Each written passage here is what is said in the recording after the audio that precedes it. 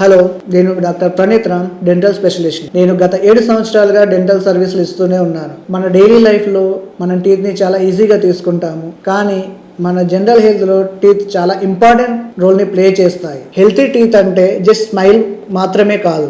Healthy teeth అంటే correct chewing, digestion, confidence అన్ని టీత్తోనే ముడిపడి ఉంటాయి.